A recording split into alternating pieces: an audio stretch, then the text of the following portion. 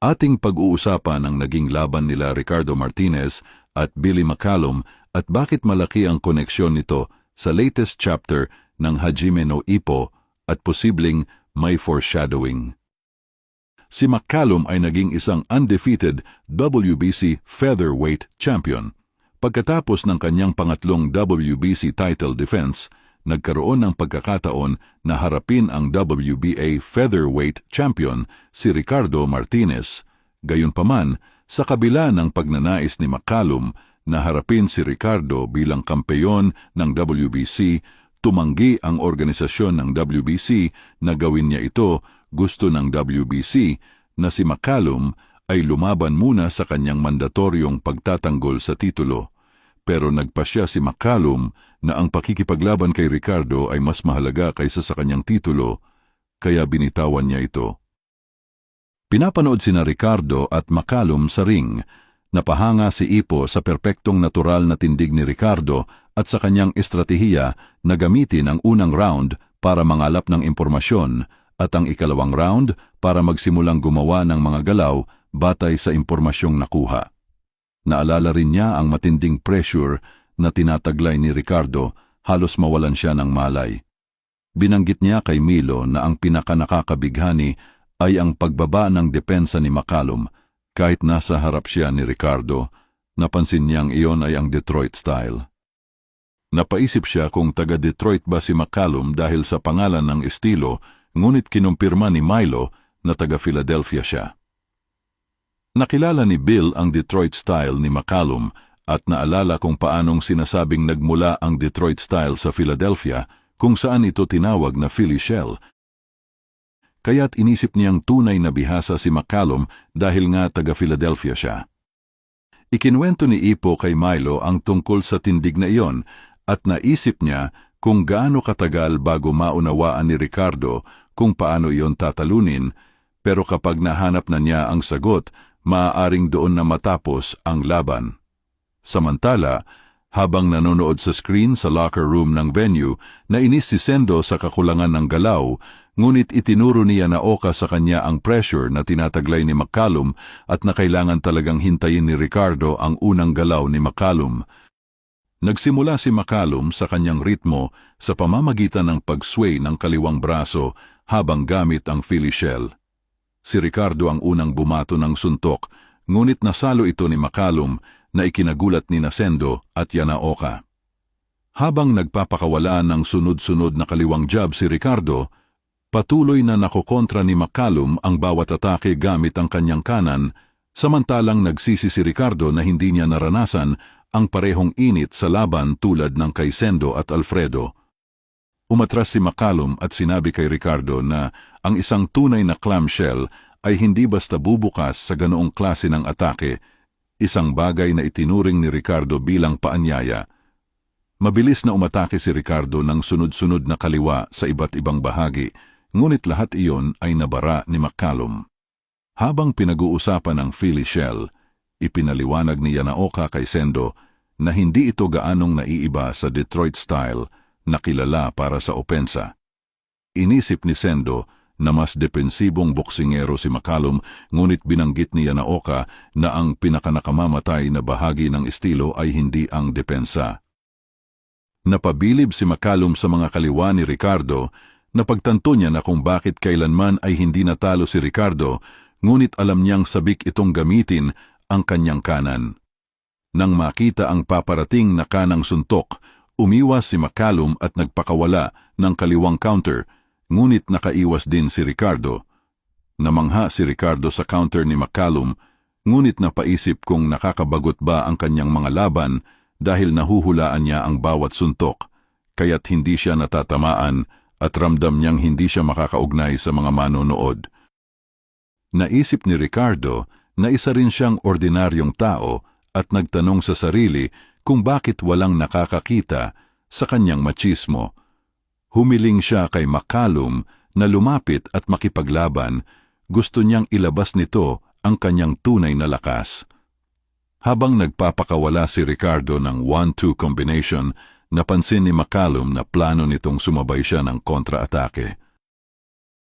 Nagpakawala si McCallum ng kaliwang counter habang tinatapos ni Ricardo ang kanyang 1-2.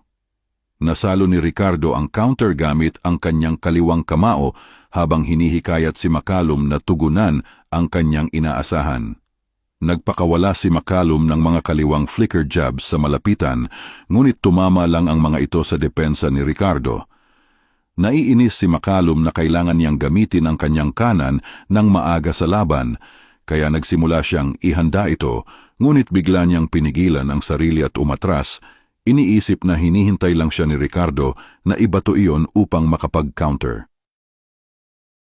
Matapos magpakawala si Ricardo ng 3 kaliwa kay McCallum, umatras si McCallum papalapit sa lubid. Sunod-sunod na kaliwa ang pinakawalan ni Ricardo na tumama sa Philly shell ni McCallum. Habang sumisigaw si Sendo sa telebisyon na hindi niya gusto ang laban, iminungkahi ni Yanaoka na seryosohin niya ang panunood dahil maaaring si Ricardo ang susunod niyang makalaban. Sagot ni Sendo na hindi siya kailanman pumayag na labanan si Ricardo at pumunta lang siya sa Mexico para kay Alfredo, walang balak sundin ang gusto ni Ricardo, lalo na sa paraan ng kanyang pakikipaglaban. Iniisip niyang pinapalamig nito ang laban sa ring. Napansin ni McCallum na humihinto si Ricardo ng 1 segundo matapos magpakawala ng 3 mabilis na kaliwa at sinubukang umatake, ngunit muli niyang pinigilan ang sarili nang mapansin niyang naghahanda si Ricardo para sa counter. Habang sunod-sunod pa ring nagbabato si Ricardo ng kaliwa na nagdulot ng pananakit sa kaliwang braso ni McCallum mula sa pag-block, nagsimula na ring magpakawala si McCallum ng kaliwa. Habang nagpakawala si McCallum ng kaliwa kay Ricardo, nasalo ito ni Ricardo at tinamaan ang L-shaped guard ng Philly shell ni McCallum gamit ang mga kaliwang jab. Dumadagundong sa sakit ang kaliwang braso ni McCallum dahil sa mga jab, halos hindi niya na ito maiangat. Nagpakawala si McCallum ng desperadong atake, ngunit sinalubong lamang siya ng walang tigil na jab sa mukha mula kay Ricardo. Nakilala ni Sendo ang taktika ni Ricardo na basagin ang L-shaped guard gamit ang puwersa, katulad ng ginawa ni Ippo laban sa Hitman-style stance ni Mashiba noong East Japan Rookie King Tournament Finals. Nagulat si Ippo sa lakas ni Ricardo. Iniisip kung nararamdaman ba nitong nag-iisa siya dahil wala siyang makitang kalabang makakapaglabas ng kanyang tunay na kakayahan. Naramdaman ang pagkadismaya ni Ricardo nang bumagsak si McCallum sa lona. Nagpasya ang referee na tapusin ang laban na nagresulta sa panalo ni Ricardo sa unang round. Nagmuni-muni si Ricardo na hindi niya hinahangad ang kasikatan o kayamanan, ang tanging nais niya ay ang makatagpo ng isang tao na magpapakita kung gaano siya kalakas at makalapit sa tunay na diwa ng boxing. Naisip ni Ippo na siya ay lumalakas dahil sa mga kalaban na kanyang nakakaharap, habang si Ricardo ay hindi kailanman nakaranas nito dahil sa mga laban na walang saysay.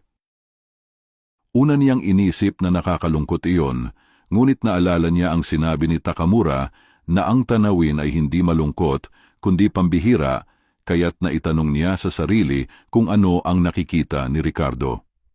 Samantala, iniisip ni Alfredo kung paano niya tinitingala si Ricardo bilang kanyang nakatatandang kapatid, kaya't hindi niya nais na mag-isa ito. Gayunpaman, naniniwala siyang may isang partikular na duo na hindi hahayaan si Ricardo na maiwan ng mag-isa. Habang si Ippo at ang grupo ni Sendo ay naghahanda ng magsama-sama at lumabas para sa victory party. Bakit malaki ang koneksyon nito sa latest chapter ng Hajime no Ippo? Una ay si Ricardo. Alam niya na maraming tao ang nagsasabing nakakabagot ang mga laban niya. Ipinapakita na kayang hulaan ni Ricardo halos lahat ng suntok ng kanyang mga kalaban, kaya't bihira siyang tamaan. Dahil dito, nagiging one-sided ang kanyang mga laban na nagiiwan ng kakaunting excitement para sa mga manonood. Minsan nga ay napagninilayan niya ito. Iniisip kung hindi ba siya nakaka-connect sa audience dahil hindi pa siya kailanman naitulak hanggang sa kanyang limitasyon. Pangalawa ang pagbasag sa guard at braso. Ang ginawa ni Ricardo kay McCallum ay ang basagin ang Philly shell gamit ang purong puwersa. Tinarget niya ang kaliwang braso ni McCallum gamit ang walang tigil na mga jab hanggang sa magsimulang mangalay at manghina ito. Dahil sa tuloy-tuloy na pressure, bumagsak ang depensa ni McCallum at napilitang magbukas ng butas. Kaya sa pinakabagong kabanata, pwede rin itong mangyari. Ipinakita ni Sendo ang isang magaspang pero epektibo na bersyon ng paraan ni Ricardo. Hindi niya binabasag ang guard gamit ang malinis na teknik, kundi sa pamamagitan ng matinding lakas na nagdudulot pa rin ng parehong resulta. Pero kailangan lang niyang mabawi ang kanyang kumpiyansa sa laban. At ang huli ang komento ni Alfredo. Nakita ni Alfredo na sina Ipo at Sendo ang kumakatawan sa bagay na matagal nang kulang kay Ricardo. Si Ipo, ang puso at kakayahang patuloy na lumago. Siya ang may potensyal na umabot sa antas ni Ricardo sa pamamagitan ng determinasyon at pag-aaral. Si Sendo, ang fighting spirit at purong tapang na kahit gaano kalakas si Ricardo, hindi siya agad magigiba. Kung mag-isa, baka hindi pa sila sapat para talunin si Ricardo, pero bilang isang duo, sila ang simbolo na hindi na kailangang mag-isa si Ricardo sa tuktok ng bundok. Kahit hindi pa agad mapabagsak si Ricardo, sila ang nagbibigay ng direksyon at pag-asa para sa kinabukasan ng boxing.